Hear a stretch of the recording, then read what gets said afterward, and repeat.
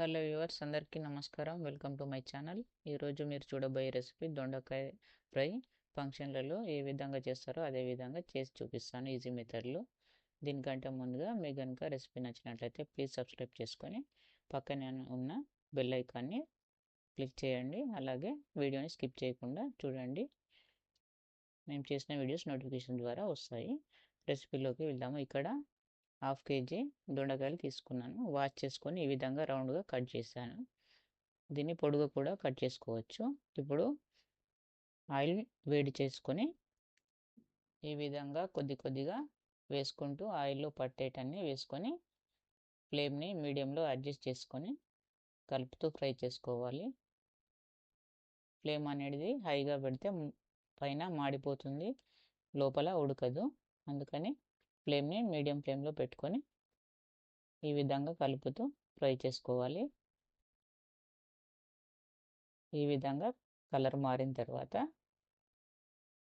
ఒక గిన్నెలోకి తీసుకోవాలి. అదేవిధంగా రెండవసారి కూడా మిగతా దొండకాయల ముక్కల్ని అన్నిటినీ ఈ విధంగానే ఫ్రై చేసుకోవాలి.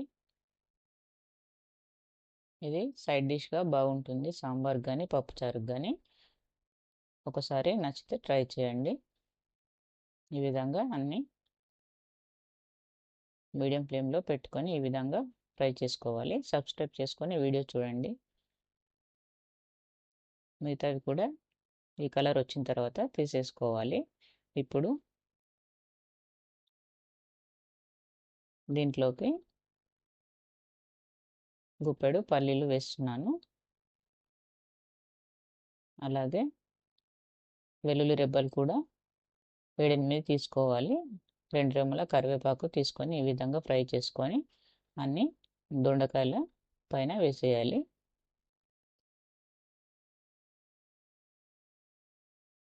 ఈ విధంగా కలర్ మారిన తర్వాత తీసేసుకోవాలి. అన్నీ ఒక గిన్నెలోకి ఈ విధంగా తీసేసుకున్న తర్వాత ముందుగా సాల్ట్ వేసుకోవాలి సరిపడా. ముందుగా సాల్ట్ వేస్తే ముక్కలకి బాగా పడుతుంది. అలాగే 1/2 టీ స్పూన్ కారం వేస్తున్నాను. 1/2 టీ స్పూన్ ధనియాల పౌడర్ వేసి ఈ విధంగా అంతా ముక్కలకి పట్టే విధంగా కలుపుకోవాలి. ఈ విధంగా ఇది సైడ్ డిష్గా చాలా బాగుంటుంది. ఇదే ప్రాసెస్లో బెండకాయని కూడా చేసుకోవచ్చు. సైడ్ డిష్గా చాలా బాగుంటుంది. నచ్చితే మీరు కూడా ఒకసారి ట్రై చేయండి. అలాగే ఒక లైక్ ద్వారా సపోర్ట్ చేయండి. Thank you for watching. Please do subscribe.